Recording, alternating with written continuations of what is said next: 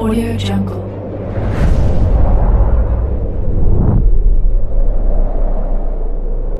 Yo, balik lagi bersama Mimin di Manhwa TV. Kali ini kita akan lanjutkan pembahasan dari cerita After Improv Perlinking a Dog I Became a Billionaire. Mimin infokan kembali bagi teman-teman yang ingin menonton video terbaru lebih cepat, silahkan bergabung menjadi member di channel ini dengan biaya 5.000 per bulannya. Jika tidak, teman-teman bisa bersabar lebih dulu selama 2-3 hari untuk menonton video tersebut. Tanpa berlama-lama, yuk kita masuk ke disclaimer dulu.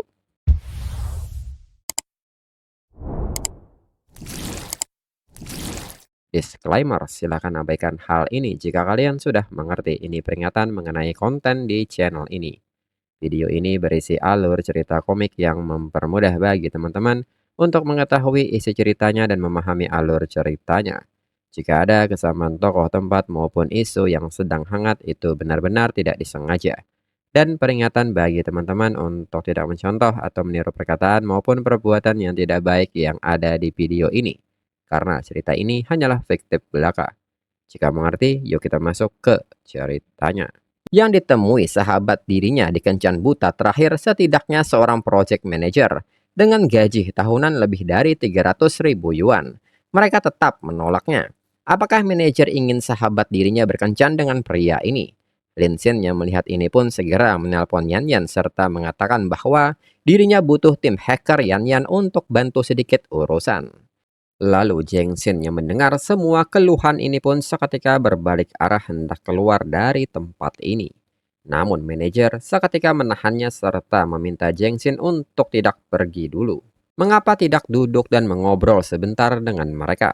Manajer pun mengatakan seperti pepatah, jangan hanya menilai orang dari penampilannya saja. Siapa tahu pria ini mungkin sebenarnya orang yang hebat. Wanita ini pun mengerti karena Zheng Xin sudah di sini, maka mereka akan berbicara. Dan dari sini, kita akan panggil kedua wanita ini dengan si biru dan si merah berdasarkan pakaiannya. Saat Zheng Xin duduk dan manajer meninggalkannya, si biru meminta Zheng Xin menceritakan apa pekerjaan Zheng Xin. Zheng Xin mengatakan bahwa dirinya bekerja sebagai satpam di Jinbe Hoating Pila. Mendengar hal ini, kedua wanita ini seketika saling memandang dengan menganggap remeh Zheng Xin. Si merah bertanya berapa gaji satpam sebulan, apakah itu 3.000 yuan atau 4.000 yuan. Apakah Zheng Xin tahu betapa mahalnya barang sekarang? Satu set kosmetik yang layak saja harganya lebih dari 3.000 yuan. Apakah seluruh gaji Zheng Xin sebulan bahkan cukup untuk satu set kosmetik? Si biru pun membenarkan hal itu. Dirinya akan terus terang, standar minimalnya untuk seorang pria adalah gaji tahunan setidaknya 500.000 yuan. Kalau Jensen bahkan tidak bisa menafkahi dirinya sendiri, apa gunanya bicara soal pernikahan? Mobil harus minimal BMW, rumah harus 150 meter persegi, dan soal uang mahar. Namun di saat hendak menjelaskan lebih lanjut, si biru sadar mengapa dirinya buang-buang waktu. Jensen sama sekali tidak memenuhi standar ini. Zheng Xin yang tidak pandai berdebat pun hanya bisa tertunduk dengan kondisi tubuh gemetar. Namun di saat itu tiba-tiba ponsel milik Zheng Xin berbunyi. Saat dijawab, salah seorang ditelepon menyapa Zheng Xin dan mengatakan bahwa dirinya menelpon dari HR Departemen Jinbe Hoating. Karena kerja Zheng Xin sebagai satpam sangat baik, gaji tahunan Zheng Xin dinaikkan menjadi 500.000 yuan. Dengan jadwal kerja istirahat bergantian. Dengan ini, Zheng Xin diharapkan menelpon balik saat mendengar ini. Zheng Xin pun nampak kaget dan tidak percaya dengan apa yang baru saja Zheng Xin dengar. Si merah yang mendengar hal ini seketika menanggapinya dan bertanya soal gaji tahunan 500.000 yuan untuk seorang satpam biasa. Si merah pun meminta Zheng Xin untuk berhenti berpura-pura. Setidaknya buatlah meyakinkan. Si biru mengatakan bahwa dirinya juga bisa membuat ponselnya bilang bahwa dirinya punya ratusan juta. Kalau mau menipu orang, setidaknya buatlah scam itu terlihat nyata dengan bukti sungguhan. Si merah pun membenarkan hal itu. Zheng Xin pun mengatakan bahwa dirinya tidak ada niat menipu. Dan kini tiba-tiba seseorang masuk ke ruangan ini serta mengatakan bahwa ini kunci mobil BMW XM yang Zheng Xin beli. Mereka datang langsung untuk menyerahkannya. Sebagai hadiah khusus, mereka juga menyertakan setelan premium senilai 150.000 yuan. Mereka harap Zheng Xin menerimanya.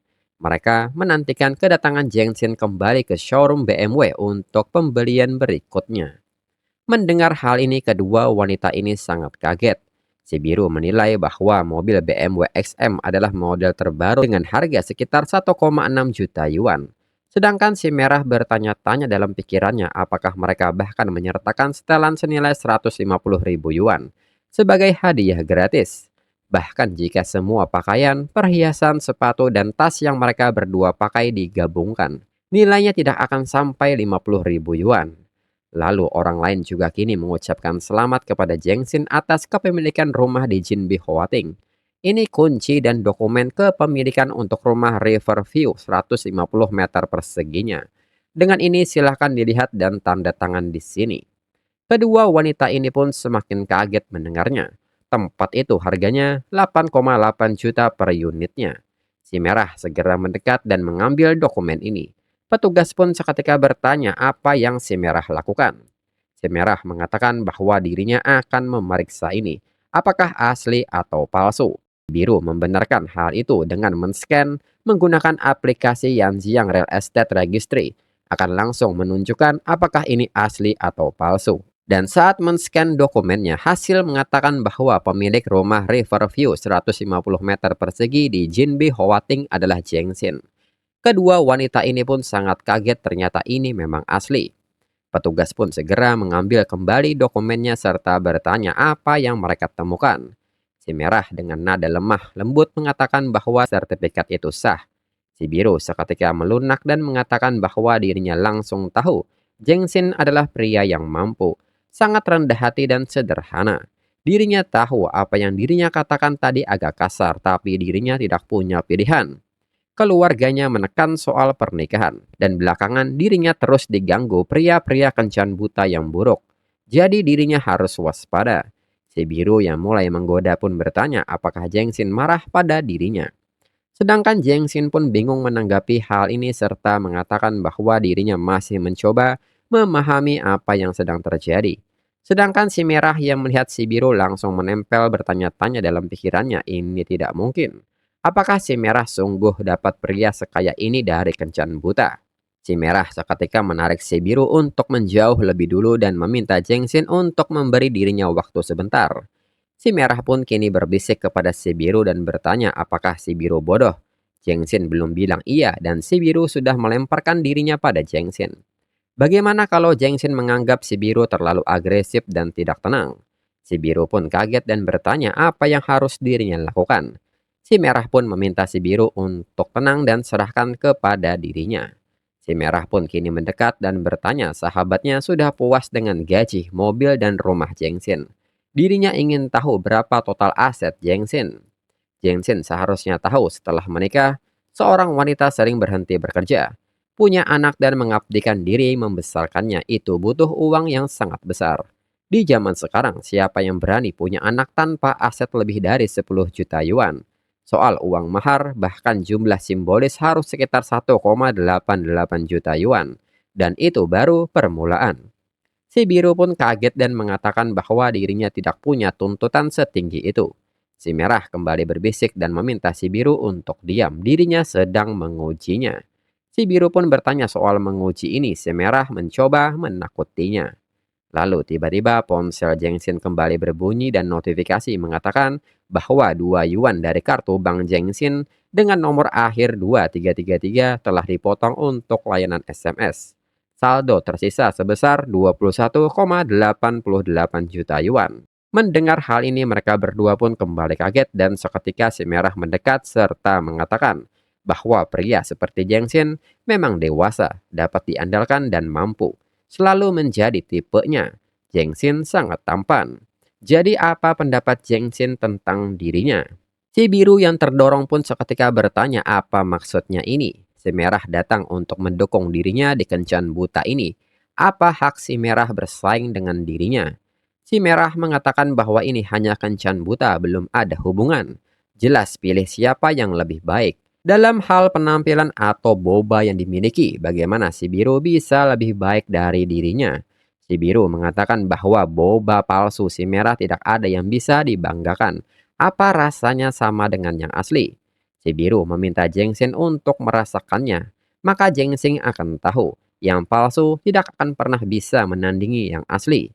Si merah pun mengatakan bahwa Jengsin akan tahu setelah merasakannya.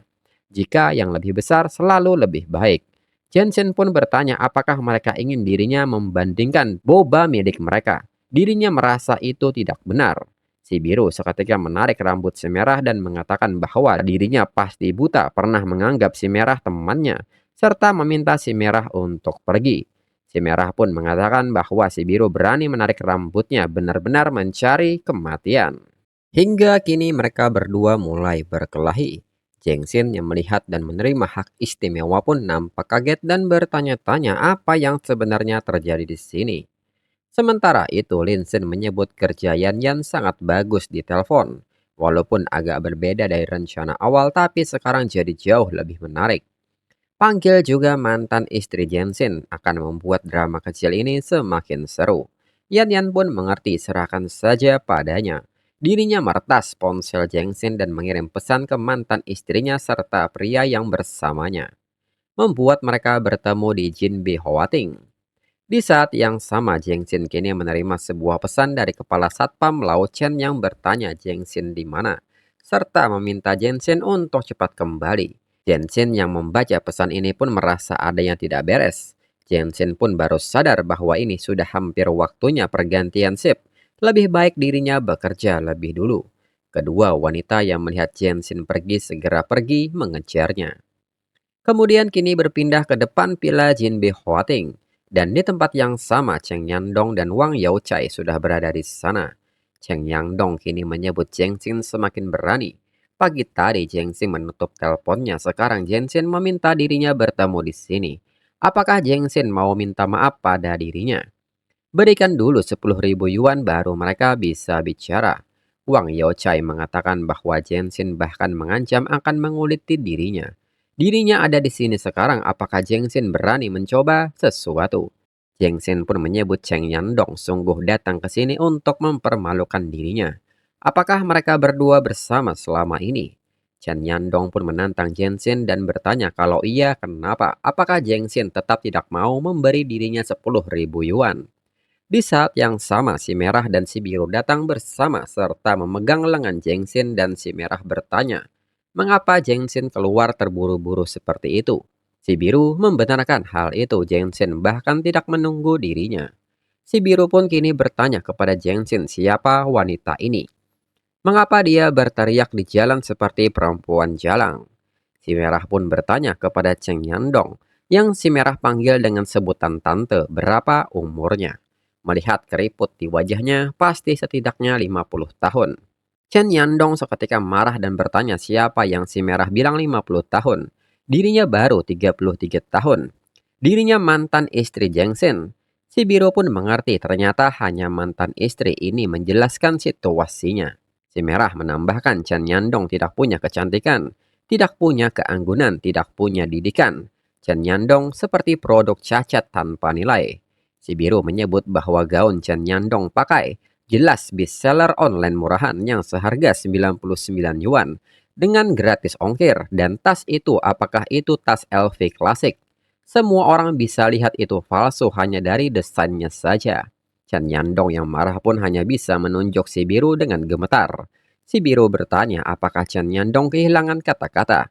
Lihat pria di samping Chen Yandong jelas kampungan, apakah ini selera pria yang Chen Yandong pilih? Jengsin sudah benar menceraikannya. Chen Yandong bertanya apakah Jengsin sungguh berpikir menyewa dua wanita untuk menopang citra Jengsin. Jengsin bisa membodohi orang lain, tapi Jengsin tidak akan pernah bisa membodohi dirinya. Memangnya apa saja yang Jengsin miliki atas namanya sendiri? Pada akhirnya Jengsin hanya satpam rendahan di Jinbi Hoating. Si biru menyebut Chen Yandong sebagai tante yang sangat menyedihkan. Jengsin sekarang punya properti Riverview 150 meter persegi di Jinbi Hoating dan aset lebih dari 20 juta yuan. Sayang sekali semua itu datang setelah perceraian. Cheng Yandong sangat kasihan tidak bisa menikmati apapun. Wang Yaochai pun kini bertanya soal Zheng Xin yang mempunyai properti di sini. Dirinya mengerti akan dirinya ungkap kebohongan Zheng Xin sekarang. Dirinya kenal head sales manager di sini. Akan dirinya panggil untuk memeriksa apakah Zheng Xin memang pemilik di sini.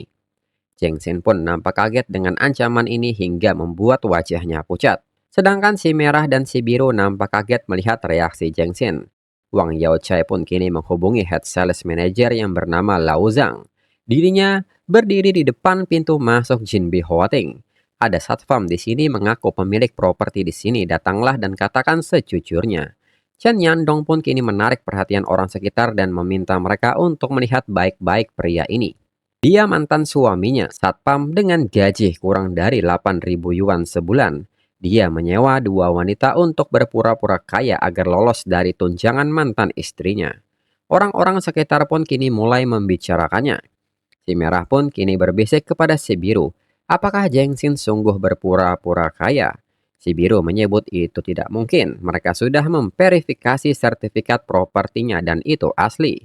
Lalu kini Lao Zhang datang membawa sebuah dokumen. Wang Yaochai pun meminta maaf kepada Lao Zhang karena merepotkan serta meminta tolong konfirmasi apakah Zheng Xin memiliki properti di sini. Di saat Lao Zhang mendekat, Lao Zhang nyatanya membungkuk di depan Zheng Xin dan mengatakan bahwa mereka sangat menyesal.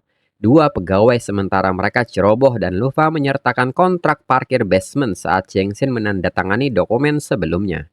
Dengan ini tolong tanda tangan sekarang, mereka sangat menyesal atas kesalahan ini.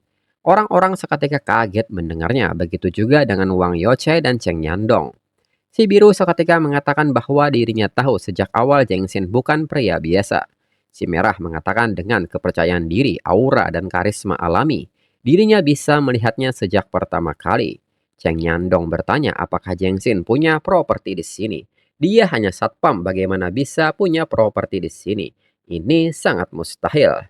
Lao Zhang mengatakan bahwa Zheng Xin adalah pemilik properti terhormat di Jinbi Hoating. Dia membayar penuh, dan sertifikat kepemilikan sudah diterbitkan. Jika Cheng Yandong ragu, silahkan verifikasi di kantor penjualan mereka. Lalu di saat yang sama, sebuah mobil mewah datang ke tempat ini, hingga mencuri perhatian semua orang. Salah seorang wanita pun kini keluar dari mobil ini dan segera berjalan menuju Zheng Xin dan menyapanya. Ini adalah surat investasi untuk proyek Yunqi Villa Estate. Tuan Sudi meminta mereka menyerahkan ini kepada Zheng Xin untuk ditinjau. Jika ada saran atau pertanyaan, silahkan hubungi mereka kapan saja. Saat membaca dokumennya, Zheng Xin sangat kaget mengenai Yunqi Villa Estate milik Sudi ini. Lalu kini gerbang Yunqi Villa Estate terbuka dan saat ini Sudi dan Lin Xin pun berjalan bersama menuju mereka. Para pelayan pun kini menyapa Sudi dan Lin Xin dengan sebutan Tuan Qian. Wang Yaochai pun seketika panik melihat Sudi yang merupakan taipan properti terkaya di kota Yanjiang. Begitu juga dengan Tuan Qian. Bahkan sosok yang lebih misterius, miliarder bayangan yang hampir tidak pernah menampakkan diri muncul. Cheng Yandong pun kaget mendengar dan bertanya apakah Lin Xin itu sebenarnya Tuan Qian. Lin Xin pun kini mengatakan kepada Sudi bahwa ini Zheng Xin. Dia paman sepupunya. Sudi seketika memberitahu Zheng Xin bahwa Lin Xin sering menyebut Zheng Xin. Dirinya selalu ingin bertemu dengan Zheng Xin. Akhirnya hari ini dirinya bisa bertemu dengan Zheng Xin. Zheng Xin pun semakin kaget dengan situasinya. Zheng Xin yang memandang ke arah Lin Xin tidak menyangka Lin Xin sungguh sudah sukses. Lin Xin repot-repot melakukan semua ini untuk orang sepele seperti dirinya. Dengan ini, dirinya tidak bisa terus menjadi pengecut. Cheng Yandong seketika berubah menjadi 360 derajat dan memanggil Zheng Xin dengan sebutan sayang. Dirinya benar-benar salah. Bisakah Zheng Xin memaafkan dirinya? Mereka bisa menikah lagi dan memulai dari awal.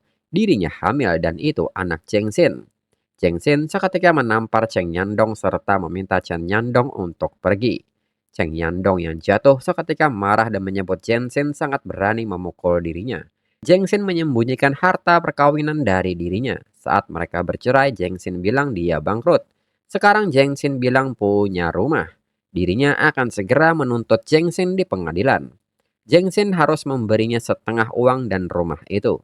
Petugas wanita kini memberikan sebuah data kepada Lin Xin.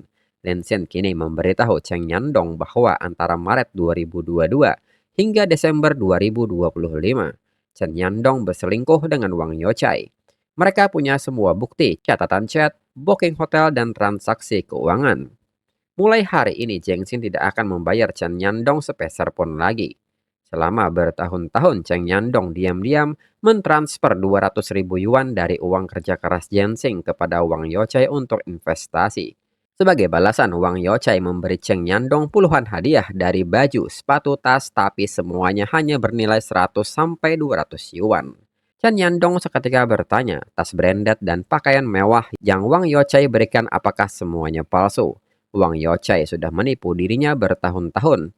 Dirinya akan melawan Wang Yochai sampai akhir. Wang Yochai menyebut Chen Yandong jalang. Chen Yandong berani mencakar wajahnya. Apakah Chen Yandong pikir Chen Yandong wanita premium? Chen Yandong bahkan tidak sebaik wanita lain. Orang-orang yang berada di sekitar pun menyebut pemandangan ini sangat menarik. Pasangan selingkuh itu malah bertengkar satu sama lain.